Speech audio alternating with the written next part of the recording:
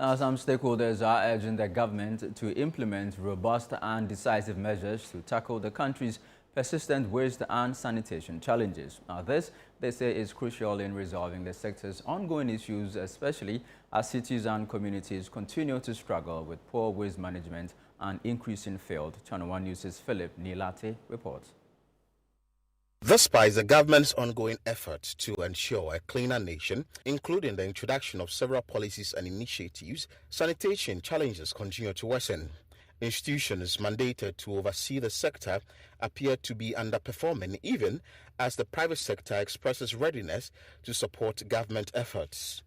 In a bid to adopt international best practices, top management officials of the JustPon group of companies embarked on a learning visit to Singapore, one of the cleanest cities in the world, to study its sanitation management model. The National Environment Agency, we have a lot. I mean, you're talking about the green, weather, rubbish, mosquito breeding, even how you manage the body, their body and so on. So we need to have an agency to make sure that help out with the environment ecosystem. Having that agency or having that state board, a body who are able to understand, appreciate the landscape, the challenges that the country have, and then come up with a regulation, come up with a standard operating procedure, a process that goes also into incentive scheme to ensure that everybody are on board.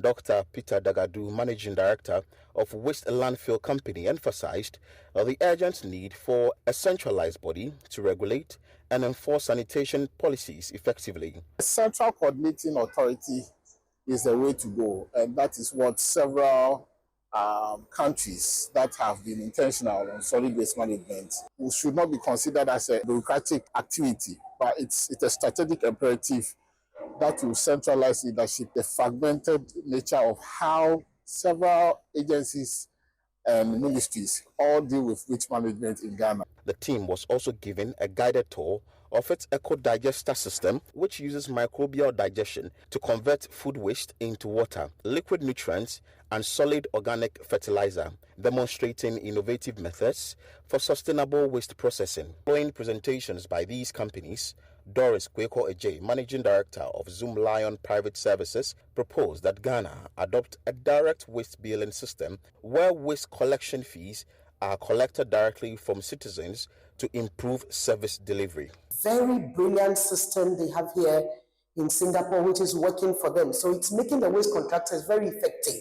With a system where the government takes the payment of waste directly from the citizens, and then they rather pay the contractors. Dr. Priscilla Addo, Operations Manager at Sunyani Integrated Recycling and Compost Plant Limited, called on metropolitan, municipal and district assemblies to help identify and train local waste collectors. She stressed the need for public education on waste segregation and recycling best practices. We can also have a way of organizing the informal sector.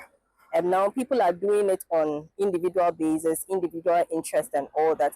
But when the assembly identify these people and then formalize them, and then we have a better way of controlling them, educating them, and then they also know the essence. Some people are just collecting it so that they can make money from it. But when they get to know that, for instance, plastics that they pick could be used to produce a reflector, socks. Sometimes they hear it and they marvel at that. So if the assemblies can identify these people, formalize them, educate them, more sensitization, it will help.